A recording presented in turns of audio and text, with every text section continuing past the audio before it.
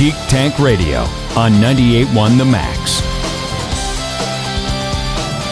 Welcome, everyone. We are the Geek Patrol, and our microphones don't have a stun setting. I'm Joe Thorderson here with my friends Brandon Olmsted and Alan Gilbreth, and our buddy Max over there behind the glass. And Allie's out of town on vacation in Philadelphia.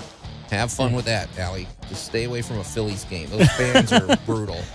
That's my understanding. There's the closest thing we have to soccer hooligans, huh, Joe? I think so. I mean, they are one of the best teams in baseball at the moment, but I've heard you don't go to the Phillies game and root against them, or you're going to have problems. So Yeah. Okay. But anyway, I hope she has fun out there. But today on Geek Tank Radio, Viggo Mortensen made a interesting post. Well, I don't know if you call it a post. He did an interesting interview, and it really, well, for one thing, it made me appreciate Viggo Mortensen even more. But really, it showcases the fact that movies are no longer even about art in terms of the studio's perspective. Oh, it's all about money, which big surprise. But it's even more blatant in this situation. So we're going to talk about that. But Brandon, we really wanted you to chime in because yesterday on Tool Talk, we were discussing the fact that it's no longer science fiction. It's no longer theoretical. Home security robots are here. Right. It's more of a question of how much do you want to spend? What model do you want?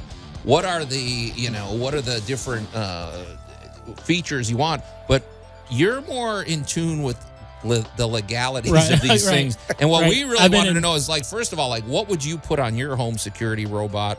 What are we legally allowed to do? What all are we that legal? stuff. Okay. So, yeah. So here in our town, you can't have anything lethal on your security robot. It's just that's the thing. But that's funny. Yeah. I will also tell you so that you cannot give the robot a samurai sword. You can, but it has to be a dull blade, and he has to swing it sideways. Yeah. We've or seen, she. Brandon, okay. Well, that's an it. Yeah. It's a robot. Okay. No. Is it droid AI can be anything. Okay. Yeah. But anyway, let's not get sidetracked on that. But now you know this how. Because you sometimes say things, and I'm like, well, how does he actually know this? So I've worked in private and contract security for 20 years, 20-something years. That is my day job, because, I love doing this, but it doesn't pay the bills. Right. I mean. Oh, let's face it. Right. So, you always get updated on what you can and can't do. And if you're a guard somewhere, there is very little you can do other than watch and then call the actual authorities. Yeah, observe and report. Right. And it doesn't matter. And that's from everybody from your low-paying booth worker to your private bodyguard. Because the moment you put your hands on somebody else, that's a legality. That's full-on lawsuit. Right. But when it comes to a security robot, if I was going to pick one to patrol one of my properties that I've worked at before, I would probably load it up with bear spray. See, I wondered about, what is bear spray? Because I think you and I are thinking exactly the same. That is capsaicin. Yes. Well, what does it smell like? It smells like about 1,000 jalapenos all going up your nose at once. It's like it's like turbo pepper spray. It is. Right. So, and it's designed to ward off bears in the woods. So, of course, the first time you feel this, you're going to be in pain. The second time you feel it, you're going to be in pain. You're going to cry, and it causes... Does it blind you pretty much? It basically makes liquid pour out of every pore in your body from where it hits you. Now I'm liking the sound of this, so okay. I would not go, first of all, with one of these little canine units that they've got, the ones that look like robo-dogs. Mm-hmm. Why is that? Well, first of all, they have tiny, tiny legs. Yep. And all you need is one glitch or one bump for it to hit, and it will flip over. Okay. Yeah. I would want something that is. I would probably want something if it's patrolling a yard. I want something with tread. All terrain. All terrain tread. Yeah. Now here's a question because all these things are regarding like people and everything. Like there's a defined level of personhood. Well, how about with AI? There's no defined level of personhood. So could you kind of loosely operate under the law? Are you saying like you get away with, well, hey, I didn't do Since this, an my AI AI did this. Since an AI isn't you're a person, responsible, so to say. Here is the thing.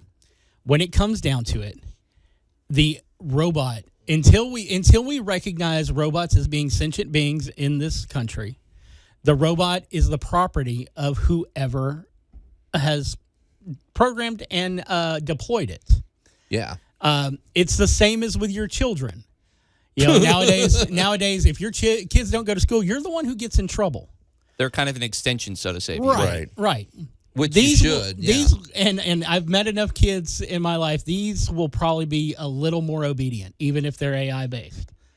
Well, my question was, let's just make our wish list, because I think we're all thinking the same way. Okay, the idea with this robot, you can't put a gun on it or something like that. No, but you can put a mini EMP pulse on it if someone is going to try and fly a drone over your property. Wait a minute. What? Oh, I didn't think of that. But in a situation like that, you also want to make sure that your robot is shielded. Would an EMP take out your house? Like, does that just knock the power out? Well, if it's directional, no. No. In theory, what if the thing misses or something? No, we actually now have drone guns. We have to drop drones. Yeah, and we also have, directional EMP that unless it's at what it's aimed at, it won't affect the things around it. The big question is, what about people that weaponize, that want to weaponize a robot? I think, Alan and I debated this on Tool Talk. I think the manufacturers could make it tamper-proof, but so like where it just shuts down or falls apart. If that was true, then we wouldn't have to worry about bump stocks. Oh boy, yeah, no, okay. I'm just saying. When it comes down to it, no matter what the item is from your, it's the Tim Taylor Benford Tools idea. More power. Somebody's going to find a way to hack through it. Somebody's going to find a way to improve it, upgrade it, militarize it, weaponize it, whatever you want to call it. But no matter what safeguards a manufacturer puts on it, the most you're going to do is void the warranty when you start adding to it. Oh boy, because I guess we were laying out a future where it might be the criminals are in their home with their VR goggles on, directing their robot, and while we're fighting with our robot, nobody's lifting a finger. We're already there. There have been heists that have been pulled off by the same robots that disarm bombs. Oh, interesting. So, yeah, that's the problem in this world. Okay, we're going to have a few parting thoughts about weaponized robots. You're listening to Geek Tank Radio on 98.1 The Max. Why did RoboCop just walk into the studio? The Geek Patrol is back. And welcome back to Geek Tank Radio. Never mind. And welcome back to Geek Tank Radio, everybody. I'm Joe Thorderson here with my friends Brandon Olmstead and Alan Gilbreth, and our buddy Max over there behind the glass. And Alyssa sure picked a rotten week to go on vacation because this is right up her alley. She chose the perfect week to be on vacation because we would still be trying to pry her out of the corner as she shook into such vibrations that she passed through the floor. For a youngster, she is very against the anti-robot.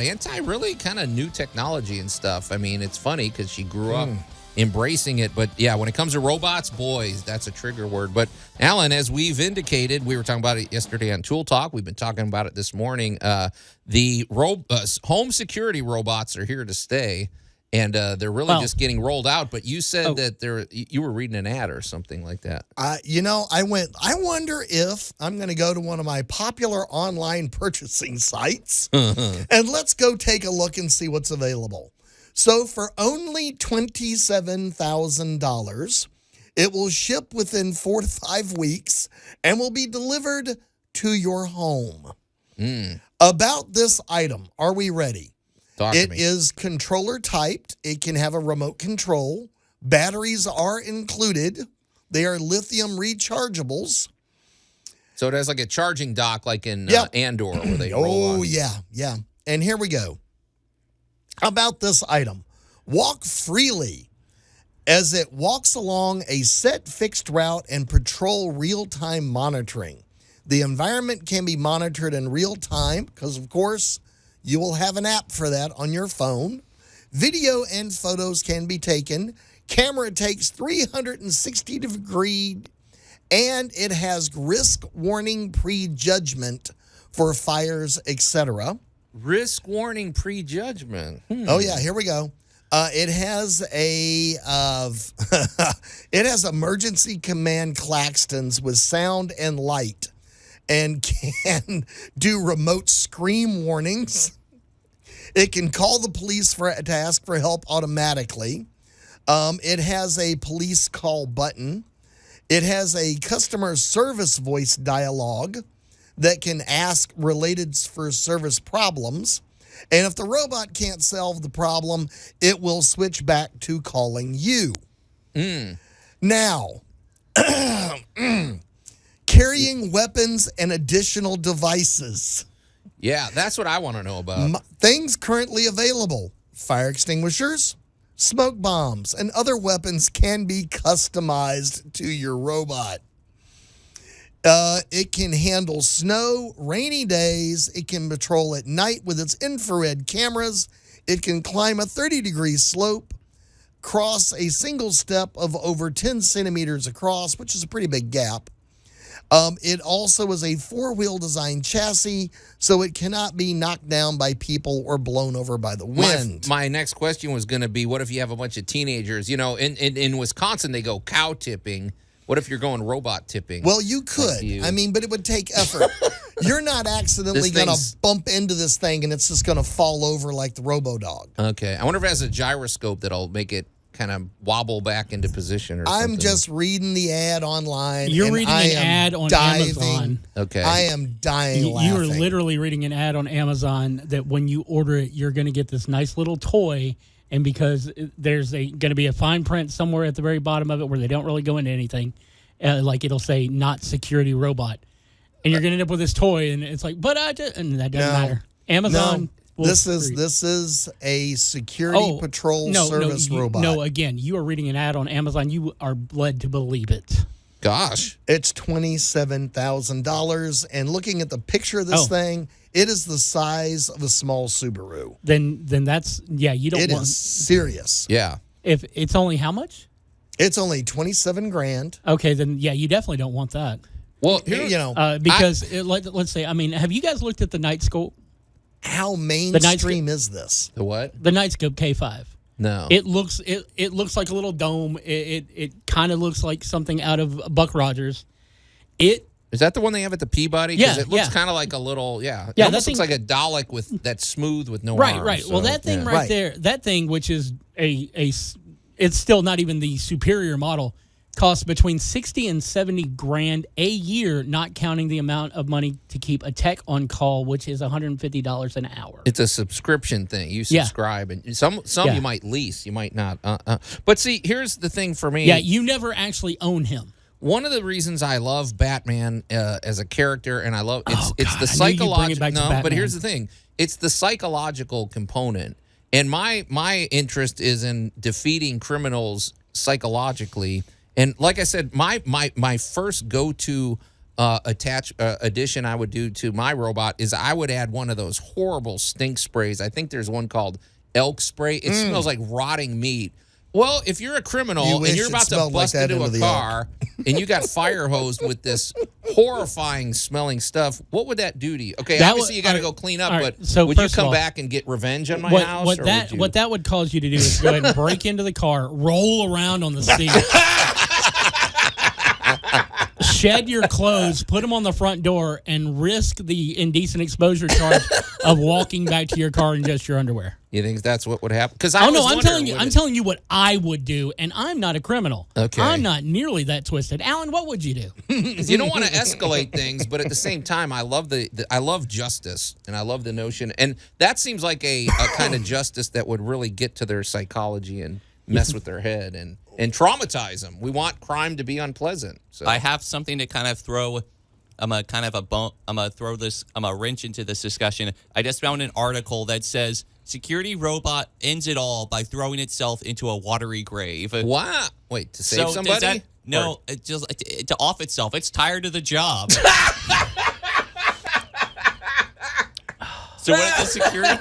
The security bot gains sentience and is like, you know what? I don't want to be security. This was the wrong episode to do. Holy smokes! I wish I was on vacation. No kidding. All right. Well, those are the things we're going to be dealing with here. I got news for y'all. Bold new future. We have robot dogs. We have robot pets. We got Alan's a cyborg. all kinds of stuff. Well, I'm already a cyborg, so. All right. Well, this is what we're dealing with, and this is what your poor kids are going to have to deal with. But we're going to shift gears. When we come back here on Geek Tank Radio, we're going to talk all about our buddy Viggo Mortensen. You're listening to Geek Tank Radio on 98.1 The Max. The Geek Patrol is back. I realized at that time I was born of two fathers, Elias and Mega Weapon. That's a weird thought, but I'm Team Mega Weapon all the way.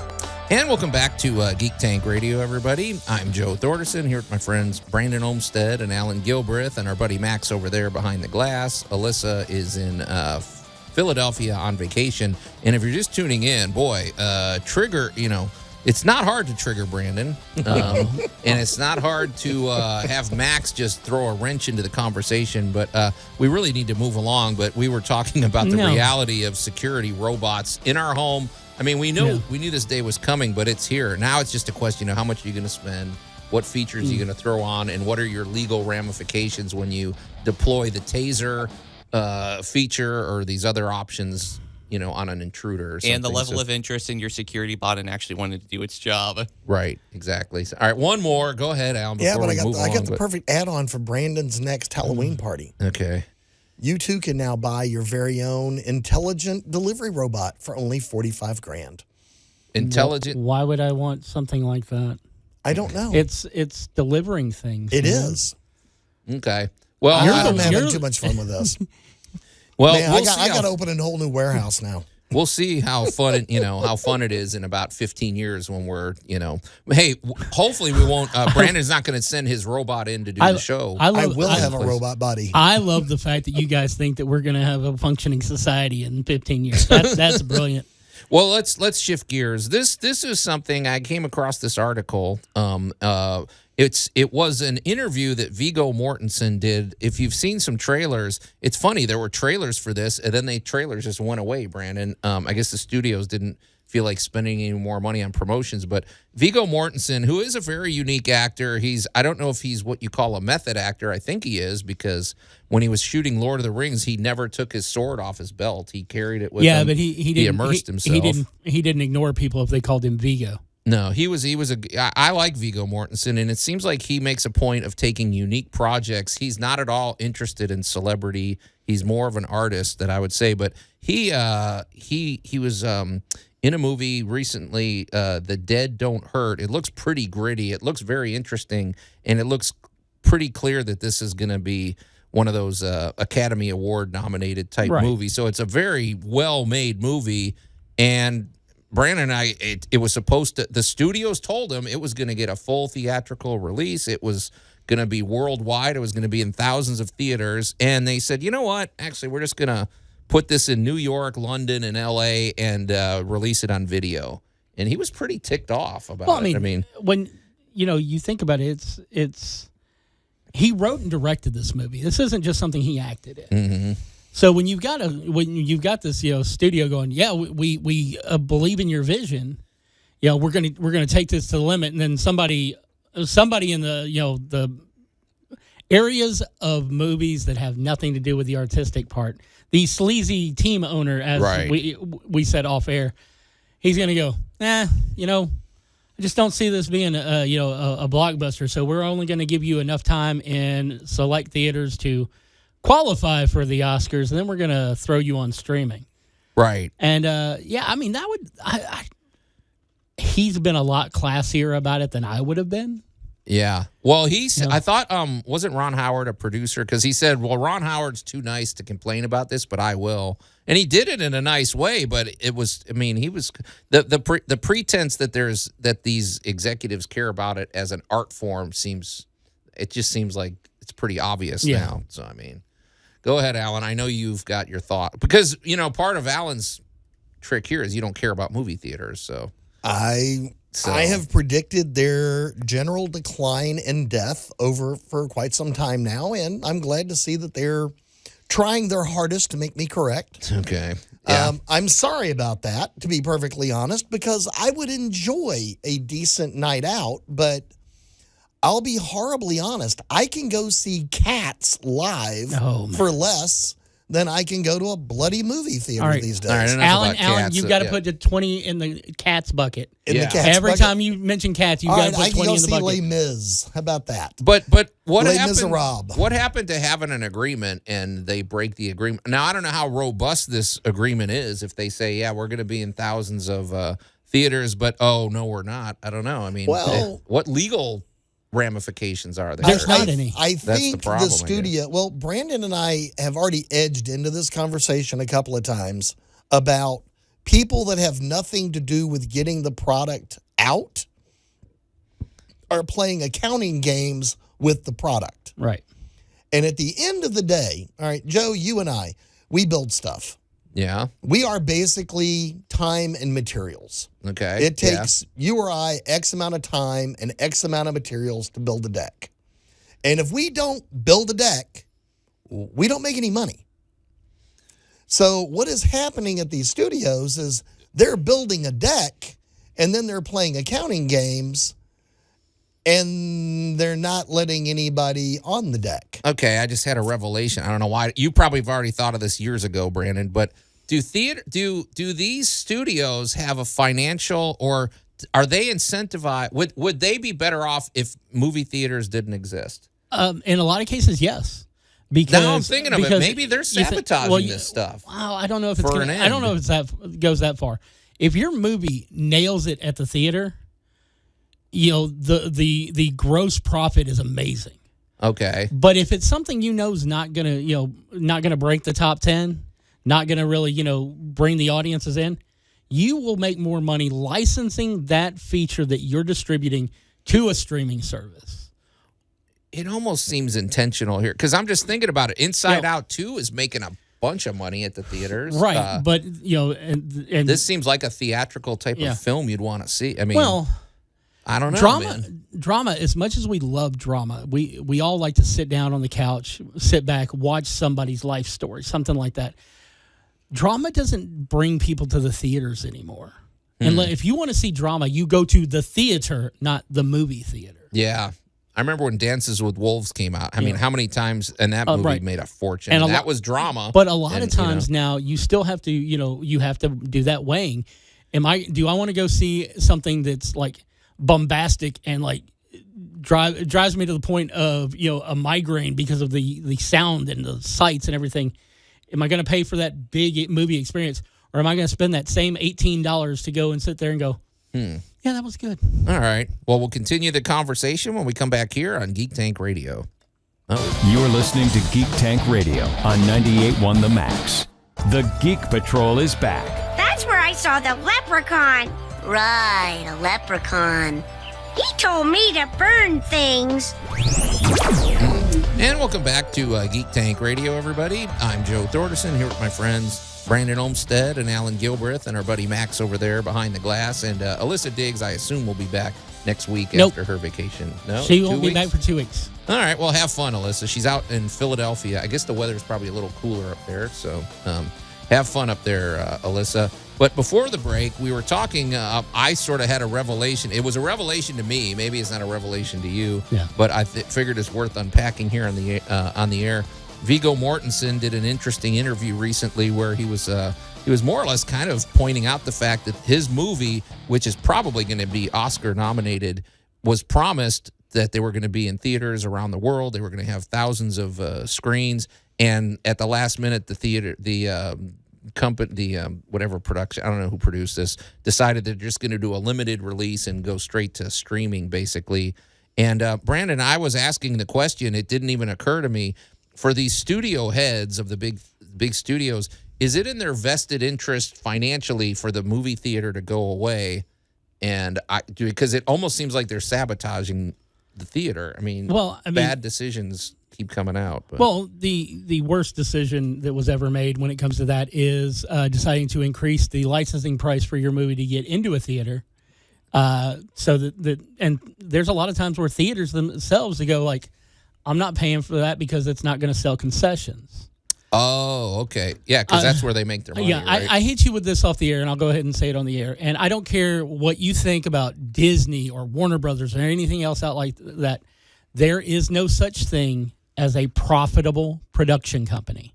Okay, what does that mean, though? That means that every penny that comes into a production company from a movie they made is going directly into the next one. They might be, people here and there might be able to skim a little bit of profit, but when it comes down to it, everything that a production company does is basically so that they can do their next production. That seems risky. I mean, they don't have any savings or anything. I mean, well, there are plenty of other ways that you make money, and that's with licensing. Oh, okay. Well, that's right. They have other revenue you're not making your money by making a movie, and that's whether you're going from the from the studios, the producers behind the studios, the directors. They all get a paycheck. Okay. But when it comes down to it, unless that movie makes a ton of bank, I think at this point it is. They say 3 times the budget. It is no longer profitable because of all the marketing, and everything else that goes under the sun. When you see a movie that has just completely, you're like, oh man, I'm sick and tired of seeing, movie X on this box of cereal and this thing of this, let's go with Deadpool and Wolverine. Deadpool and Wolverine has more than likely made back its marketing budget alone from tie-ins. Like the fact that there's a bottle of Wolverine Aviation Gin. Oh, so licensing for those. The merch. The merch that sells from it, That's that's why George Lucas made so much money off Star Wars. Not because the movie was successful, but because he held onto the rights and sold he licensed it to Kenner to make toys. That's true. He was ahead of the curve on that. Matt Groening did the same with The Simpsons. He has all the rights to that, and so I mean, you've got plenty of people who are making money in Hollywood, but when it comes down to the studios themselves, they have to look at it as whether or not licensing this to a theater is going to get them money, or is licensing them to Netflix or Paramount Plus or Peacock, something like that, a better option. And we're not going to license anything to Max because right now they're in the middle of trying to decide if they're going to split the company now because they have 70% loss in their stock revenue. Well, nobody trusts them anymore, right? Yeah. They are dropping like flies. It's great. $38 billion in debt. Makes me happy. Yeah. Brandon has a vendetta against it. Me and Zaslav. Yeah. Cage match. Brandon wants him in a cage match. All right, so basically well, my security robot does, but hey. Well, yeah, security robots. We can get those on Amazon now. The big thing I'm hearing is it's gold mining. Right. Who's making more money, the guys selling the pans or the guys out there looking for the gold? Yeah. That's a good point. That is a perfect example. Right. Well, who in this metaphor, who is selling the pans here? Well, unfortunately, who's selling the pans, I think, are the accounting games that are preventing us from seeing finished movies. The guys who rock back in their chair going, I don't know if that Scooby-Doo movie will make any kind of money on Max, so we're going to shelve it. Okay. We want the tax break. Well, but now it's a couple of years later after those decisions, and I will come down to if your job is to make a product and your product does not ever wind up for sale, there's only so many games you can play because you didn't sell anything. You can count all the hits you want. You can count the traffic, the bandwidth, whatever metric you want to use. But at the end of the day, did you put anything in the bank? Yep. And what are the long-term effects? And we're going to go ahead and come back to The Dead Don't Hurt. Yeah. Do you know where The Dead Don't Hurt is streaming right now? Where's that? Prime Video. It's on Amazon. Do you know what, and it's not streaming free on Prime. It's a $12.99 rental. Okay. Which is your average matinee price at a movie theater. And so it cuts down on the marketing, cuts down on okay. Well, I don't know, man. I still think there's a place for theaters. I think it's more. I will agree with Alan on one thing. Maybe the theater becomes more of a premium event. Like you get, maybe you dress nice, you go have dinner, and you go to a nice, comfortable movie theater, and you keep the riffraff out. Sorry, just saying. But Brandon and I want to go to the movie. It's like I hate to tell you this, the only people who are going to be going to the theaters are going to be the riffraff. You know why? Because they'll be able to still afford a ticket. Okay. But it is interesting. I don't know. I was thinking of Alan made a good point too. It's like, okay, well, there's fallout. Okay, if you make products that if you make a film that never is released, like Batgirl, okay, well, on the dotted line, it might make sense, but how many producers and writers and actors that you just tick off that'll never work with you again. Eventually, you get to that point where your promises don't mean anything. Right. Yeah. And I mean, let's face it, even in Hollywood, your word has to count for something or you're going to be out of business. So, yeah. Pretty interesting stuff. Look at that spiraling stock. Yeah. Warner Brothers. Interesting times we're living in, but you guys, we don't have any more time. It's time to get out of here. So it's another episode of Geek Tank Radio in the can. So until next week, we are the Geek Patrol, and I am Joe Thorderson. I'm Alan Gilbreth. I'm Maximilian. And I am Brandon Olmstead, hoping for a day when we can get robots to do our jobs so you can still be entertained.